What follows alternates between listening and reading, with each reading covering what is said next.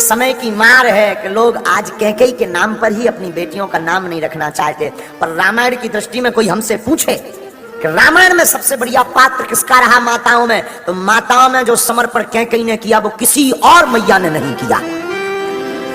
हाँ, कैकेयी ने जो समर्पण राम के प्रति किया वो किसी ने भी नहीं किया। बालकाल में एक बार राम जी खेल रहे थे और खेल खेल में राम जी ने कैकेयी मैया की आंखों पे हाथ रख दिए। माता तो सब जानती है, लेकिन मैया कैकेयी खेल करने लगी तो राम जी ने आवाज बदल करके कहा, बताओ मैं कौन हूं। अच्छा भरत आ गया भरत। कैकेयी मैया तो पहचान गई थी, भरत आ गया भरत। झूठ बोल दिया। राम जी खिलखिला कर हंस पड़े, मैया तू हार गई है, हम भरत नहीं हम तो राम हैं। अच्छा हाँ हम हार गए बेटा। राम जी बोले, मैया आप हार गई तो हमें कुछ मिलेगा? हाँ हाँ हाँ मांगो। राम जी बोले, मैया जो हम मांगने जा रहे हैं सावधानी पूर्वक सुनना। हम ऐसा मांगने जा रहे हैं कि जिससे हो सकता तुम्हारा सुहाग भी उजड़ जाए, लेकिन आपको देना पड़ेगा। कैकेयी कहती, राम अगर तुम्हारी प्रसन्नता के लिए मुझे एक बार नहीं 1000 बार अपने सुहाग को और अपने आप को उजाड़ना पड़े तो मैं तैयार हूं। कैकेयी कहती है कि एक बार नहीं 1000 बार मुझे अपने आप को बिगाड़ना पड़े। राम कहते हैं, मां जरा सावधानी पूर्वक सुनो। हम जो मांगने जा रहे हैं उसको मांगने के बाद हो सकता पूरा संसार तुम्हारे ऊपर थू थू करे, तुम्हारे नाम को कलंकित करे। ये ऐसा वर मांगने जा रहे हैं। कैकेयी कहती है, एक बार नहीं मैं जितनी बार जन्म लूं उतनी बार भी मुझे कलंक भोगना पड़े, पर मेरे राम अगर तुम प्रसन्न हो तो मैं उसमें भी तैयार हूं।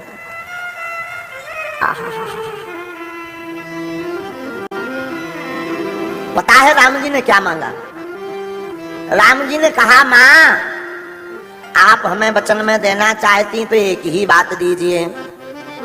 आपके 2 वरदान उधार डले पिताजी से, तो जब मांगने की बारी आवे, जब पिताजी हमें राजा बनाने लगे, उसी वक्त आप पिताजी से भरत को गद्दी मांग लेना, हमें वनवास मांग लेना।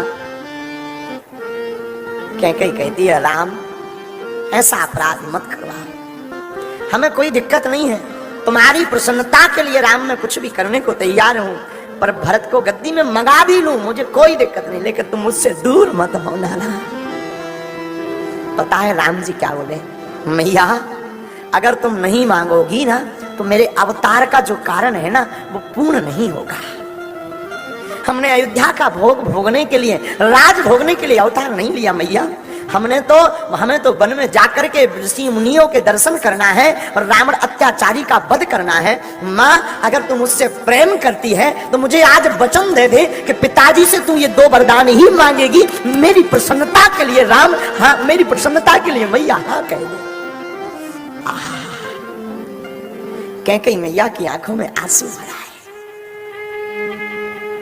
लेकिन कैकेयी कहती है, राम इसमें भी तुम्हारी प्रसन्नता है, मुझे पता है। इस बात को सुनकर के मेरे महाराज, मेरे नाथ, मेरे प्राणनाथ, मेरे स्वामी अपने प्राण रख नहीं पाएंगे जीवन।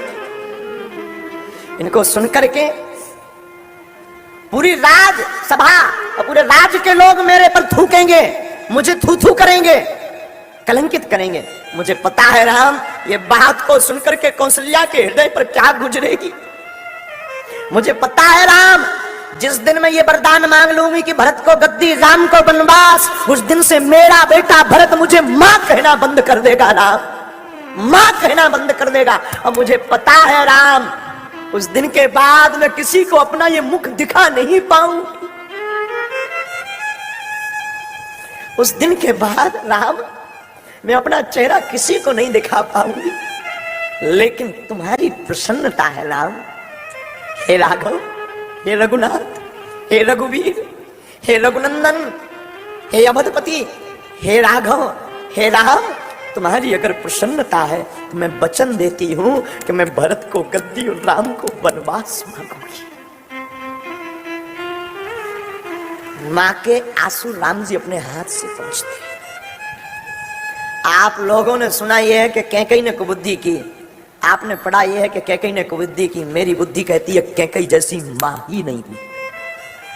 और साधो कैकई निंदनीय नहीं है, रामचरितमानस की कैकई हमेशा वंदनीय है।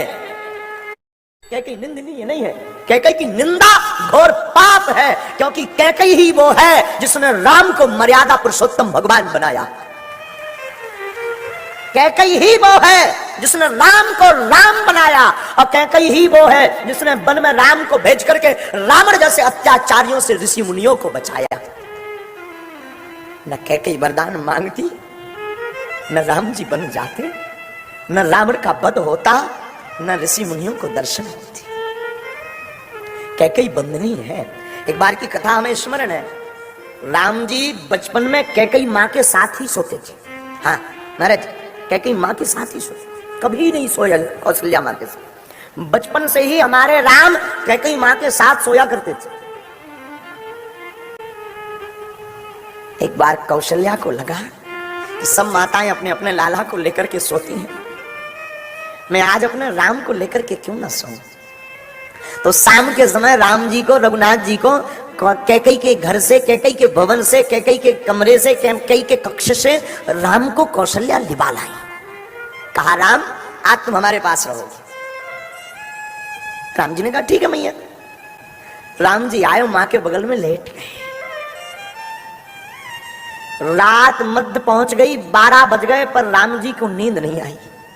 यहां से वहां करवटें लें, कभी जमुहाई लें, कभी खुजली करें राम जी। तो मैया कौशल्या ने पूछा राम तुम्हारी तबीयत तो ठीक है ना, तुम ठीक हो ना, तुम रोज इतनी देर तक जागते हो। राम जी बोले नहीं मैया मैं बहुत जल्दी सो जाता हूं। राम आज तुम इतनी देर तक क्यों जग रहे? राम जी बोले मैया सच सच बोलूं? हाँ सच बताओ ना। राम जी बोले मैया जब तक मैं अपनी कैकई मैया के बगल में ना सोऊं तब तक मुझे नींद नहीं आती। कौशल्या की आंख भर गई। कौशल्या की आंख में आंसू आकर के बोले राम धन्य है कैकई, धन्य है कैकई, जिसने तुझे इतना लाड़ दिया कि उस लाड़ के बिना तू रहता नहीं है। धन्य है तू और तेरी माँ कैकई। और सच कहूं तो इस बगल में लेटाने का सुलाने की भागीदार तो कैकई ही है। राम जी का हाथ पकड़ा कौशल्या ने, हाथ पकड़ करके राम जी का हाथ पकड़ करके कौशल्या आई और भवन खोला। तो सोचा राम जी सो नहीं पाएंगे, रात खराब जाएगी, तो जाकर के कैकई के भवन में ले जाकर के राम को लिटा दें, राम को सुला दें, राम को छोड़ दें। ये तो कैकई का प्यारा है, कैकई के साथ ही रहेगा। लेकिन तब तक एक नजारा कौशल्या देखती है तो जमीन खिसक जाती है पैरों तले की। क्या देखती है? दरवाजा खोलती है तो दरवाजे के कोने पर कैकई खड़ी नजर आती है, जो कोने में खड़े होकर के रो रही होती है। तो कौशल्या पूछती तू यहाँ क्या कर रही? कैकई कहती है कि लगता है मेरे प्राण चले गए हो, अपने प्राणों को लेने के लिए तुम्हारे दरवाजे पर खड़ी हो। प्रेम है कौशल्या कैकई का और राम का, ये प्रेम की पराकाष्ठा है। लोग कहते कि कैकई निंदनीय है, लोग कहते कैकई ने बुरा किया, हम कहते कभी रामायण पढ़ो, कैकई जैसी माना हुई है ना हो सकती है। कैकई निंदनीय नहीं है, कैकई वंदनीय है साहब। कैकई निंदा नहीं, कैकई तो आज भी जिंदा है। हम तो कहते और भी कैकई हो ताकि राम बन जाए और राम मर्यादा पुरुषोत्तम बने।